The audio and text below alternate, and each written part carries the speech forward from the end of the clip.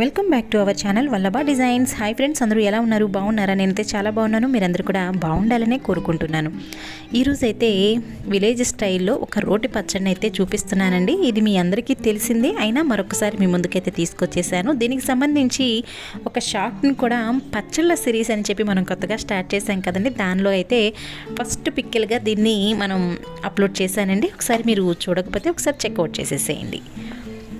దీనికి స్పైస్కి తగ్గినట్లుగా, అంటే అందరూ కారాన్ని ఒకేలాగా తినరు కదండి. కొంతమంది ఎక్కువ తింటారు, కొంతమంది తక్కువ తింటారు. అలా ఎవరి ఇష్టాన్ని బట్టి వాళ్ళు పచ్చిమిరకాయలు అనేవి తీసుకోవాల్సి ఉంటుంది. ఇన్ని తీసుకోవాలి అని మెజర్మెంట్ ఏమీ లేదండి.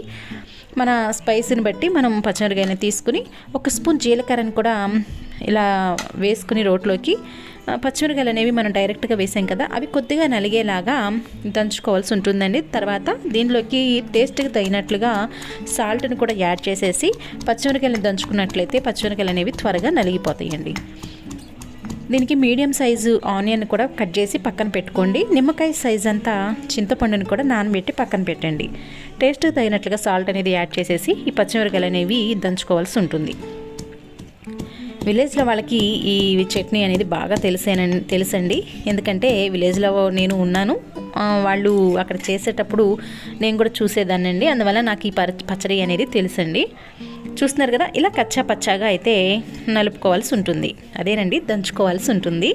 తర్వాత దీనిలోకి కట్ చేసి పక్కన పెట్టుకున్నటువంటి ఆనియన్స్ని కూడా వేసేసి, చింతపండు కూడా ఉంది కదా, దాన్ని కూడా దీనిలో వేసేసేయండి. ఇలా ఉల్లిపాయలు, పెద్ద ఉల్లిపాయలు అట్లా కాకోకుండా సాంబార్ ఉల్లిపాయలు అనేవి ఉంటాయి కదా, చాలా చిన్న చిన్నగా ఉంటాయి. వాటిని క్లీన్ చేసేసుకుని డైరెక్ట్గా రోట్లోకి వేసేసి, అంటే పచ్చడికాయల మిశ్రమంలోకి వేసేసి దంచుకుంటూ ఉంటే టేస్ట్ అనేది పచ్చడికి ఇంకా పెరిగిద్దండి. నాకు అవి దొరకనందువల్ల నేను మీడియం సైజు ఆనియన్ కట్ చేసి ఇందులో ముక్కలుగా వేశాను.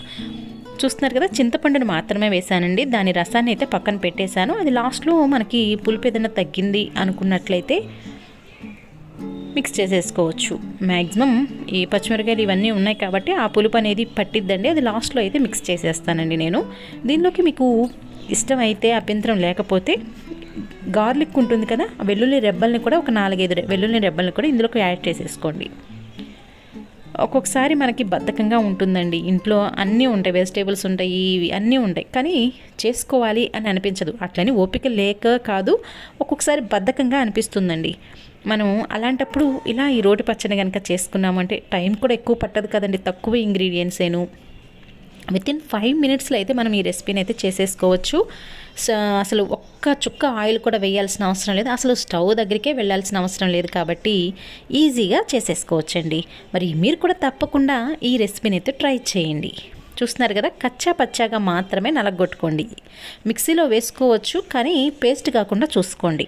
ఇలా కచ్చా పచ్చాగా నలగొట్టుకుని అన్నంలో కనుక వేసుకుని తినేటప్పుడు మనకి పంటికి ఈ ఉల్లిపాయ ముక్కలు కానీ, పచ్చిమిరపకాయ, జీలకర్ర ఇవన్నీ పంటికి తగులుతూ ఉంటే టేస్ట్ అనేది బాగుంటుందండి.